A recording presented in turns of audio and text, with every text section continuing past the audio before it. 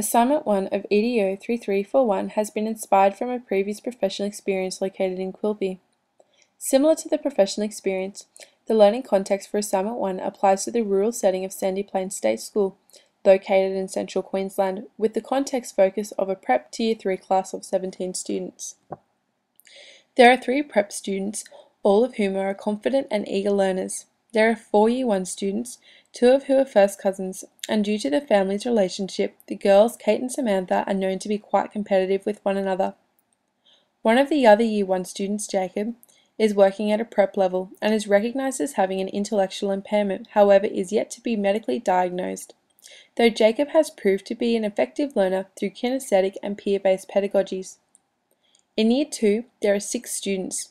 One of the quieter students, Simon, is currently in care with his brother, who is in the Year 4 to 6 class. Simon displays a lack of motivation to participate within his learning, especially when required to learn in traditional formats such as textbook and individual learning tasks. Due to his negative attitude towards school and learning, Simon struggles to maintain relationships with students in his class. Continuing on, there are 4 students in Year 3, all of whom are confident and successful learners within the classroom context. As portrayed by Bingham, working in a multi-age class with children who are on many ability levels means that teachers need to be able to teach individually all at once, in order to meet each student's cognitive developmental needs, whilst integrating a variety of interests and experiences that can relate to a variety of learning styles, as it is widely acknowledged within the educational system that differentiation within the learning context must always be addressed, multi-age or otherwise. In order to meet the intellectual needs of my students, my lesson plans have included a range of differentiation methods through the consideration of my students' learning styles, ability levels, and prior learning and life experiences, as well as their interests that enable the students to become engaged and motivated within their learning. As described by the Board of Studies Teaching and Educational Standards of New South Wales, these methods of differentiation provide and promote the opportunity for all students to participate in flexible learning experiences, where they are supported to work at their own pace and develop knowledge, skills, and ability. These forms of differentiation can be seen throughout all of the 3 lesson plans developed. Firstly, I have developed the curricular content in such a way that all students are able to identify a procedure as something they do on a day-to-day basis. For example, a procedure for a prep student is tying their shoes, a task that they are currently learning or independently do on a day-to-day basis. Not to mention, by reviewing the procedural tasks for each grade, students were provided the opportunity to reflect and build on their understanding, whilst learning from their peers that procedures exist in a range of contexts. Another way I was able to meet students' needs was through differentiated instruction. This can be clearly seen in both lesson plans 1 and 3. Differentiated instruction was introduced by Carol Tomlinson, who informs us that individuals' learning content in the differentiated learning context is based on the student's readiness, current skill level, interests, and learning profiles being their intelligence and judgment. The focus of the key learning area was for students to work in grade level before moving on to ability level.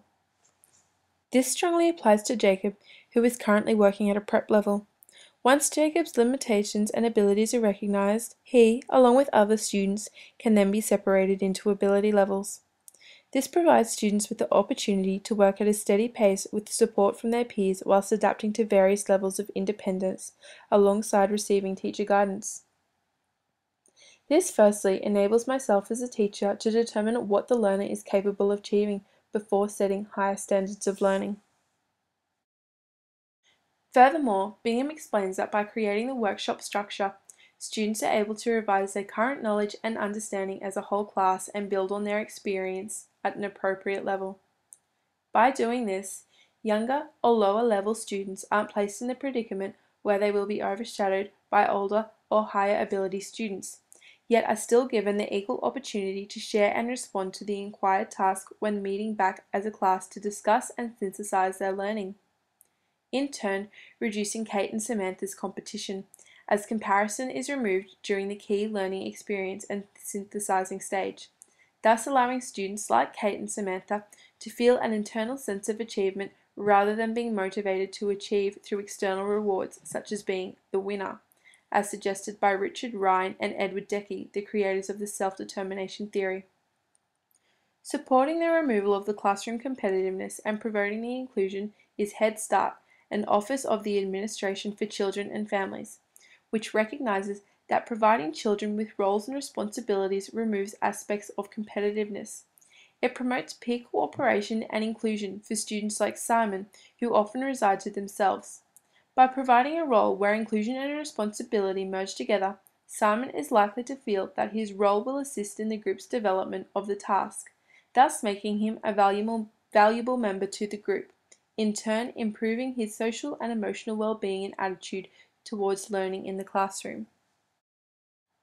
Montana State University indicates that teaching strategies are implemented to assist students in taking more responsibility within their learning, thus promoting student-centered pedagogies that influence and enhance the level of engagement within the learning process. My student-centered approach has been successfully supported through the use of information and communication technologies, the VAC model, and peer collaboration, otherwise known as cooperative learning, which in turn has facilitated the flipped classroom strategy alongside De Bono's 6 thinking hats to promote critical thinking in response to explicit teaching and questioning. As mentioned previously, the workshop structure is strongly reliant around group and class discussion during the revision and concluding stages within the learning process. Jackie Blount from the Department of Curriculum and Instruction and Rolf Napolianto from the Department of Material Science and Engineering at Iowa State University specify that the value of classroom discussions broadens student perspectives, enhancing one's ability to explore and connect their knowledge and understanding to the current focus in the classroom, on the basis that discussion is purposeful and clearly aligned within the mini-unit's learning objective, being the development of the procedure. This strategy is applicable for both Jacob and Simon, who have both demonstrated improved performance and self-application when working in social formats. Jackie and Ralph support this by stating that classroom discussion doesn't place pressure or put the spotlight on students to immediately respond to teacher queries.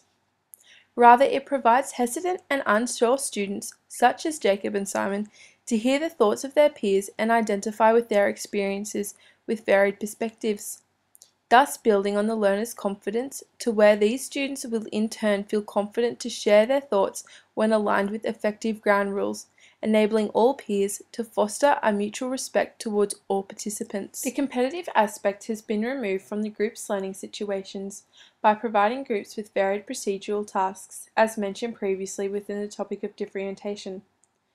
Firstly, Professor Joseph Karajak from the University of Michigan and Professor Shirley Serzik from the University of Toledo convey that collaborative learning and group work removes the competitive atmosphere in learning tasks, as all members are equally relied on to participate and communicate thoughts, inquiries, and decisions.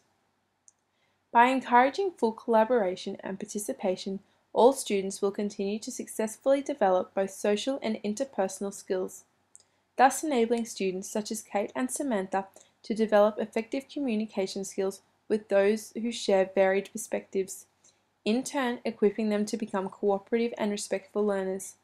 This is further supported through the flipped classroom strategy. The University of New South Wales describes the flipped classroom strategy as a process of learning that is usually unpacked in a regular learning format, such as brainstorming, group work, class discussion, or any other activity that is generally led by the educator. The learning experience is then expanded on through a hands-on or experimental activity. In this scenario, the activity is to cook pancakes through following a set procedure. This enables the students to emerge into a student-based learning approach, as the hands-on activity fully requires students to reflect on their knowledge and experience of the task with guidance from the educator, thus placing emphasis on utilizing higher order thinking skills and applying it within the practical element before reflecting and continuing on to the synthesizing reflection. This strategy is strongly supported by Edward De Bono's 6 thinking hats, where students' learning is slowed down, so to speak, as they are encouraged to deconstruct the whole picture and reconstruct it again, but through a new light of thinking. Students analyze aspects of learning tasks using a parallel thinking process, where they become critical thinkers who recall what information they know, being the steps to the procedure, the feasibility of the experience, which is recognizing why procedures are important, the difficulties or dangers that might occur, represent the awareness that children need to develop when partaking in a cooking procedure. Feelings and intuition is developed through the key development of the task, such as mixing in the ingredients and what comes next and why. Creativity and understanding is developed through the analysis of reading the procedure. And finally, students are encouraged to manage the situation by effectively recognizing the elements and importance of these aspects when successfully completing the given procedure, thus enabling students of all ability levels to become constructive and creative problem solvers. The use of technology has been implemented to re-establish and review student knowledge. Professor Catherine Moyle from Charles Darwin University has explained that theorists such as Dewey and Brunner promote learning structures which are used to expand on each student's capability and interests, proposing that learning strategies such as the use of technology engages with varied learning styles that have been designed to personalize real and stimulated learning experience for diverse learners within multiple environments, whether it be online or in the classroom. By implementing the use of technology within the learning activities, it enables the educator to specifically tailor what students will need and want to know in order to successfully ground their knowledge and understanding of the key learning area before practically applying knowledge and concepts. And lastly, linking itself in with all of the selected teaching strategies is the use of the VAC model by Neil Fleming. VAC stands for Visual, Auditory and Kinesthetic. James Cook University states that the majority of educational contexts, most students will obtain or prefer a particular learning style. For example, visual learners are enabled to learn through the use of charts, videos, and pictures, as they use these structures to take mental images and retain information, this being supplied through the utilization of butcher's paper to record student thoughts. Auditory learners are provided with both class and group discussions for those who think better with words than with pictures and enjoy aspects of speaking and presenting. This also provides the opportunity for other students to remember information, share point of view, and explore and develop the use of language. And finally, the use of the cooking procedure is to act as a kinesthetic task that assists in the development and cementing of student understanding. Through the use of these strategies, kinesthetic learners are enabled to learn through moving, doing, and touching, where they can interact with the environment around them. The English Teachers Association indicates that the education of primary school students is improved with the use of ICTs, as educators have the ability to utilize a range of technological materials to meet, challenge, and support the individual's capabilities.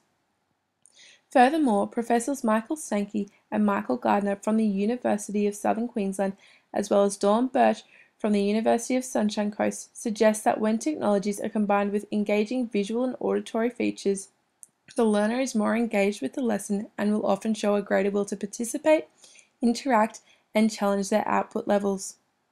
By implementing e-learning systems within the classrooms, students are set up for a successful learning opportunity, as rich learning environments promote and encourage dynamic methods of learning, as the technological framework is able to cater for a wide range of learners and their needs, where one's understanding of a topic can be clearly outlined and demonstrated through the ability to read and reconstruct various texts.